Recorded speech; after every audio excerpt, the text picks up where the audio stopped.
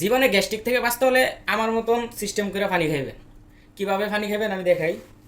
এরকম এক বোতল পানি লইবেন, লইয়া এরকম একটা বাকেট নেবেন, বাকেটের ভিতরে এই এক বোতল পানি ছেড়ে দিবেন। এক বোতল পানি ছেড়ে দিবেন আর আপনার মনে করেন যে অল্প দুগে জিরা ছেড়ে দিবেন, কোনো লবণ দিবেন না।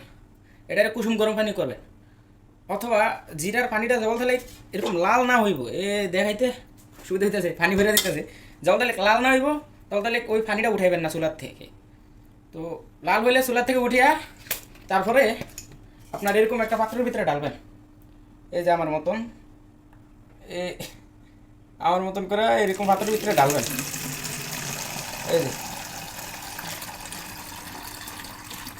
ডালা মোটামুটি শেষ। জিরা কিন্তু পরে না, শুধু জিরার পানিটা পড়ছে। ডালা শেষ।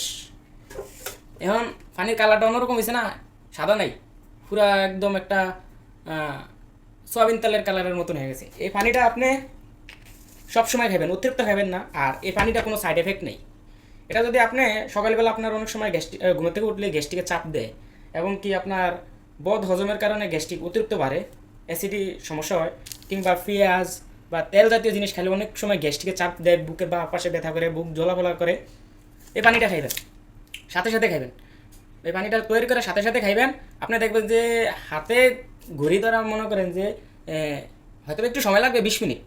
এই 20 মিনিটের ভিতরে আপনার এই গ্যাস্ট্রিকের সমস্যাটা সমাধান হয়ে যাবে, কোনো সাইড এফেক্ট নেই। আর এখন বর্তমানে যে ওষুধগুলো, ব্যথার ওষুধ, গ্যাস্ট্রিকের ওষুধ, এবং কি নাফা এক্সট্রা, জ্বরের ওষুধ, মাথা ব্যথার ওষুধ, এসবে অতিরিক্ত সাইড এফেক্ট, কিন্তু এটার ভিতরে কোনো সাইড এফেক্ট নেই।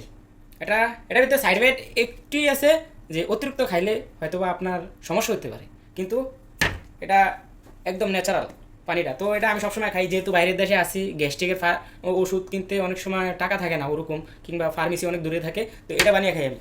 এটা বানিয়ে খাইলে যখন দেখি যে আমার বুকের বা পাশে ব্যথা করে বা গ্যাস্ট্রিক একটু চাপ মারে, তখন এই জিরা পানিটা খাই, আমার গ্যাস্ট্রিক সমস্যার সমাধান হয়ে যায়। প্রথম প্রথম আমি যখন দোকানে এটা দিত, তখন আমি খাইতাম না, ভাবতাম যে কেমন না কেমন লাগে। পরে দিয়ে দেখলাম যে ফুল হুবাহু পানি, কিন্তু আপনার জিরার গন্ধটা থাকে, আর এই পানির কালারটা ভিন্ন হয়। কিন্তু এটা যে এত উপকারিতা আগে জানতাম না। এই জানার পরে তারপরে আমি এই পানিটা খাওয়ার স্টার্ট করি। কিন্তু আল্লাহর মতো এই পানিটা খাইলে সুস্থ থাকি, আবার না খাইলে হয়তো বা গ্যাস্ট্রিকে চাপ দেয়। এই গ্যাস্ট্রিক ওষুধে ওনার কাজ হয় না, এই পানিটা যেতটুকু কাজ হয় হুবহু অ্যান্টিবায়োটিক। তো আজেবাজে ওষুধ না খায়া এই পানিটা খান। আজেবাজে ওষুধ অনেক সময় সাইড এফেক্ট হয়, এবং কি আস্তে আস্তে আপনার অস্বস্তি বেশি হয়। তো সবাই ভালো থাকবেন, সুস্থ থাকবেন, আর ট্রাই করেন।